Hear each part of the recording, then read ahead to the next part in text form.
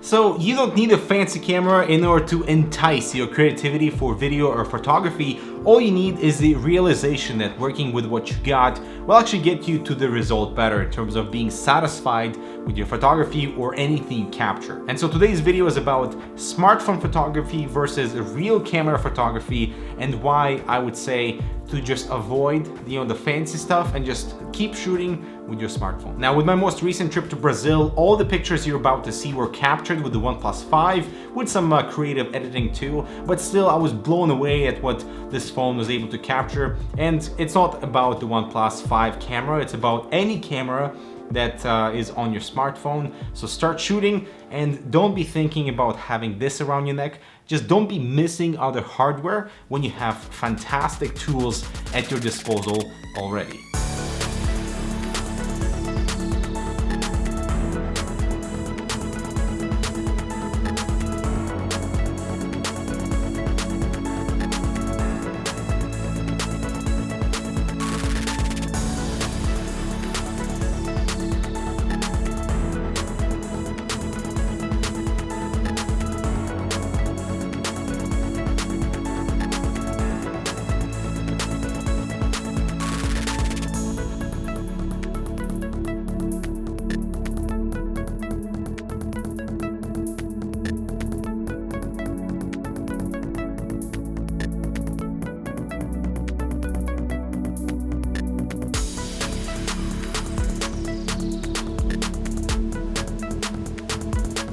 Alright, so I hope you enjoyed those pictures, but now it's time to see if you can tell the difference between the OnePlus 5T portrait mode versus something that is equivalent in focal length and aperture on the photography side of things. So let me show you some pictures right after this. So it was kind of a love at first sight, you know? There's really nothing like this exterior. I love the metallic color, the tinted glass panel, the RGB fans at the front. It's basically a see-through case, and who doesn't love that? Your graphics card can go vertical, the top is radiator friendly, and the right side is so unique when exposed thanks to these cable covers. So you can show off everything you've got with the H500P by Cooler Master. Check it out in the description below.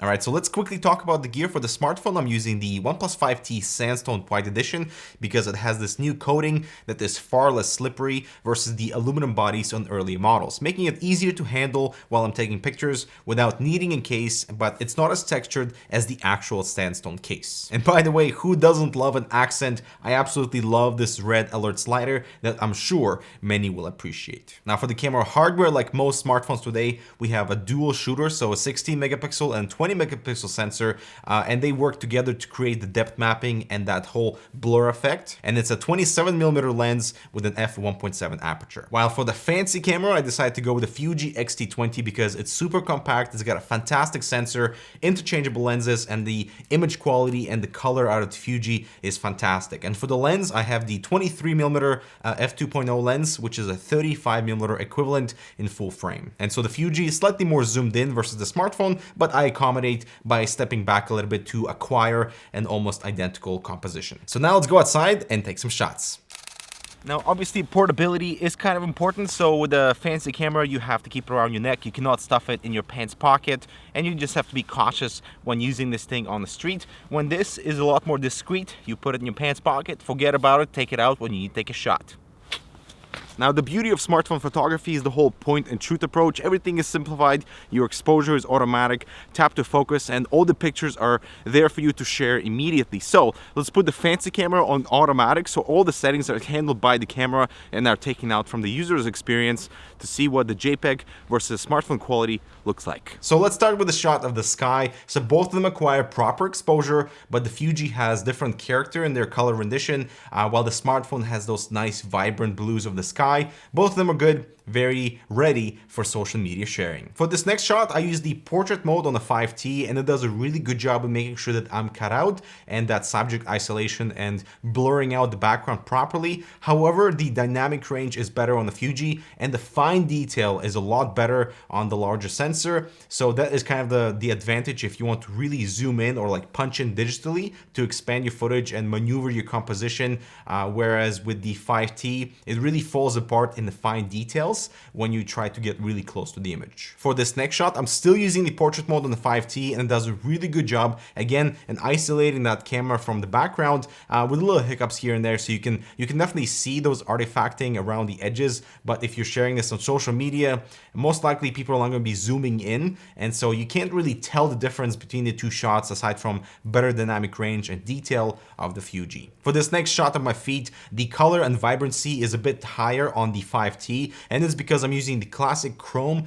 color preset on the Fuji because I think it has a lot more character. But as you can see here with this like boring composition, the 5T wins. For this next shot of the tree bark, the detail is amazing in both, but you can tell which one is the fancy camera because of that additional depth of field and character versus the 5T just feels like a standard point and shoot. Although I will say that the depth of field it creates behind the tree is very nice and natural. This is not in the portrait mode, so this is a standard lens, and because I'm close to the subject, it allows me to isolate it from the background. For this next shot of the breakfast plate, you can see the Fuji has a lot more color, definition, and contrast within its shot, versus the 5T looks a bit kind of washed out, but it's an easy fix with a little contrast curve. Now, the one thing that really impressed me was how similar the auto white balance was on both cameras. Sure, we had more contrast and more detail in the Fuji, but the 5T performed very well in its own right in both portrait mode and standard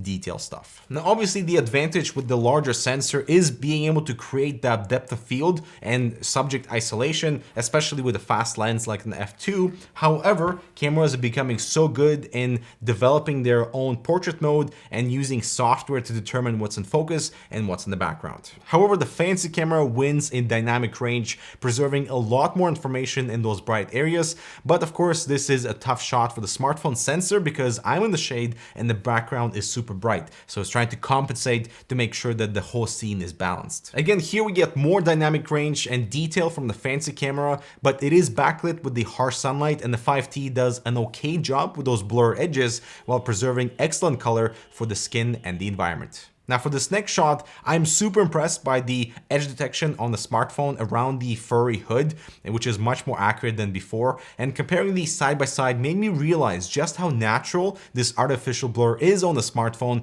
with an appropriate out of focus gradient, so it doesn't simply cut out the subject and blur everything behind it, but we have a more realistic blurriness with the distance. And I think one of the driving forces behind people wanting a fancy camera is because of that optical depth of field, which is created through the glass and not through AI.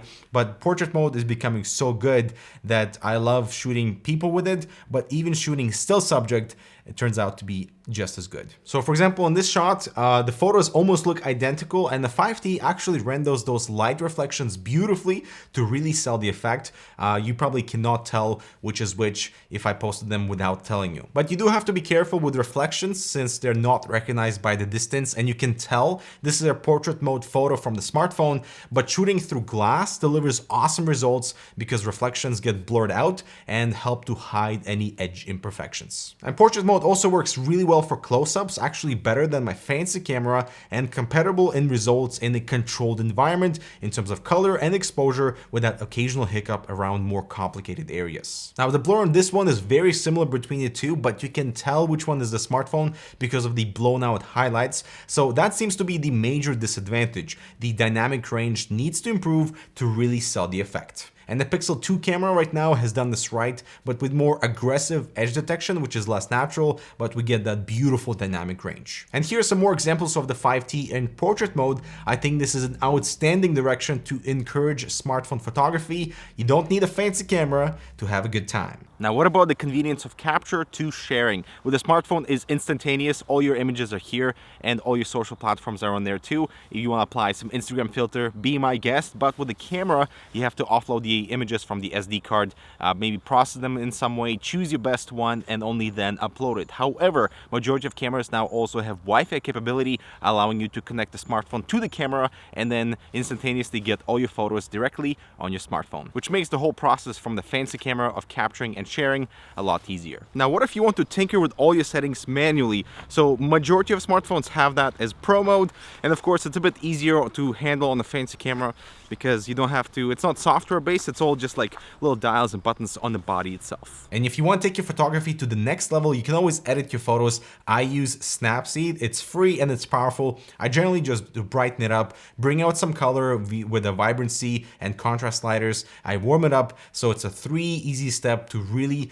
give your photos a little extra pop. And for people who want to take their fancy camera photography to the next level, always shooting raw obviously allows you to capture so much more information and then edit that in post-production. So for example, in these shots, I really overexposed my scene just to see how much I can push the raw files, and the amount of detail I was able to recover is just incredible. So that gives you a little indication on how raw workflow is so much more powerful, but that workflow in Photoshop or Lightroom or any other software is intensive on your computer, and it's also time consuming. Here's a fun fact: a single photo out of this is 50 megabytes in raw. So imagine I take 20 pictures, that's 1 gigabyte of storage on my computer. And so you can either shoot in like a smart way where you delete things you're not gonna be using, and so for like everyday life, you're using your smartphone to capture your stuff, and then when you want to capture like wallpaper, printing material, then the fancy camera might come out. Now, if you are going the fancy camera route, I will give you one advice, and that is to buy one lens. That means you'll learn the body, you'll learn the characteristics of your lens and how far you have to be away from your subject and composition details and all that stuff. And that way you can have a good time and move your feet in order to like capture your shot, kind of like you do with a smartphone, because most of them have a single camera only. The new Corsair Void Pro gaming headset is comfortable, stylish in different colors, delivers fantastic wireless performance even for competitive gaming, with an all-new microphone for clear communications. Check out the Void Pro wireless or wired in the description below. Alright, so I would love to see your favorite smartphone captures. Share them on Twitter at HardwareCanucks. I'm Dimitri. You don't need a fancy camera to take good pictures and enjoy doing so. Hopefully this has been the message across this video. Thanks so much for watching. We'll see you in the next video.